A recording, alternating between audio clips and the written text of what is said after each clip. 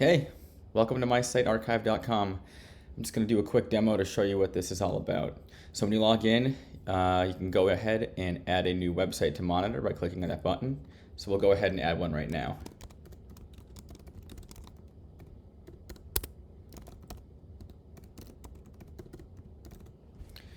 Okay, so what's going to happen is MySiteArchive is going to go make a DNS lookup of the root domain, which it did right here.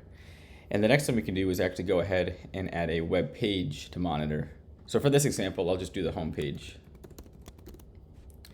And we'll go ahead and start the archive process. So what's going to happen here is it's going to generate a screenshot, it's going to capture the source code, and it's going to run a performance audit. And then it'll do this on a schedule.